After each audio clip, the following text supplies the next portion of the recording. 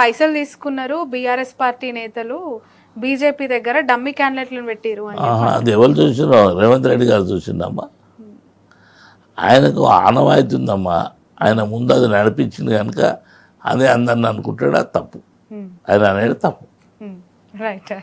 ఇక నారా లోకేష్ గారు ఇక్కడ ఏ విధంగా ఉండేవారండి పార్టీకి సంబంధించి? ఏపీలో ఇప్పుడు ఎలక్షన్స్ జరగబోతున్నాయి, టీడీపీని సమర్థవంతంగా నడిపించేంత సత్తా ఉందంటారా లోకేష్కి? నేనేమంటున్నామ్మా, ఇప్పుడు ఆంధ్ర ఇష్యూకి ఎందుకు తల్లి, తెలంగాణ అడగండి. నేనేమంటున్నా, చేవెళ్లలో చాలా మంది ఐటీ సెక్టార్ వాళ్ళు ఉన్నారు, అనేక ప్రాంతాల ప్రజలు ఉన్నారు, చాలా మంది ఇక్కడ సెటిలర్స్ ఉన్నారు కదా. సెటిలర్స్ ఉన్నారమ్మా, సెటిలర్స్ ఉన్నారు. సెటిలర్స్ కూడా తెలుసు వాళ్ళ కథ. నేనేమంటున్నా అంటే, మన ప్రాంతంలో అన్ని ప్రాంతాల నుంచి వచ్చినటువంటి జనం ఉన్నది ఇక్కడ. వాళ్ళు ఏం చేస్తారనేది ఆలోచన చేయాలి కదా. రైట్. మీరు చాలా దగ్గరగా పనిచేశారు చంద్రబాబు నాయుడు గారికి, కేసీఆర్ గారికి. ఇప్పుడు కలిసి పనిచేస్తున్నారు కేసీఆర్ గారితో. ఇద్దరిలో వ్యత్యాసం ఏం గుర్తించారు? ఒక బీసీ నేతకి వాళ్ళు ఎంత ప్రయారిటీ ఇస్తున్నారని? బీసీ నేతకు ప్రయారిటీ ఇస్తుండ్రు కనుకనే కదమ్మా ఇది. వ్యత్యాసం వ్యత్యాసం అంటే ఇప్పుడు నువ్వు ఇద్దరు రెడ్డిల మధ్య ఒక బీసీ అంటున్నావు. నేను చంద్రబాబు గారు కేసీఆర్ గారి మధ్య వ్యత్యాసం అడుగుతున్నాను. వాళ్ళ దగ్గర వ్యత్యాసం ఏందమ్మా? కలిసి మీరు పనిచేశారు కదా, ఎలా అనిపిస్తుంది వర్కింగ్ కానీ, వాళ్ళ మైండ్ సెట్స్ కానీ, లీడర్కి ఇచ్చే ఇంపార్టెన్స్ కానీ మీ మాటల్లో? లీడర్కి ఇచ్చే ఇంపార్టెంట్ వాళ్ళు ఇవ్వరమ్మా, మేము తీసుకుంటాము. ఏ వ్యక్తికి ఆ వ్యక్తికి కాసాని జ్ఞానేశ్వర సొంత ఎజెండా ఉంటుంది.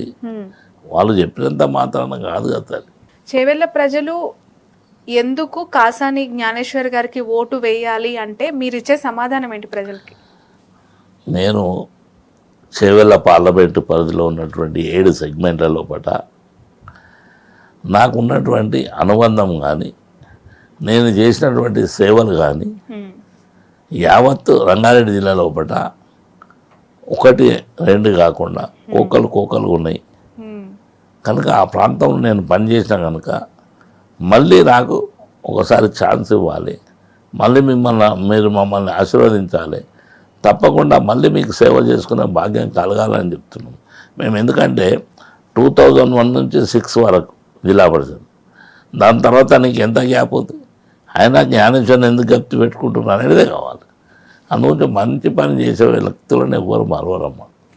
Right. Thank you so much అండి కాసాని గారు. Wish all the best. Nomination అయిపోతూ ఉన్నారు, ప్రజలందరి ఆశీర్వాదం తప్పకుండా మీ అందరిది కూడా ఆశీర్వాదం ఉండాలమ్మా. మేము చాలా చిన్న మా ఆశీర్వాదం, మీడియా ఆశీర్వాదం తల్లి అంటే. సో ప్రజల ఆశీర్వాదం, మీడియా ఆశీర్వాదం తప్పకుండా. అందుగురించి అది కూడా మంచి గురించి, చెడు గురించి కాదు. ఇది ఒక మంచిపై చేస్తున్న యుద్ధం అంటారు మీరు. అవును, 100%. Thank you so much for your valuable time అండి. ఇది కాసాని జ్ఞానేశ్వర్ గారు, చేవెళ్ళ బీఆర్ఎస్ పార్లమెంట్ అభ్యర్థి.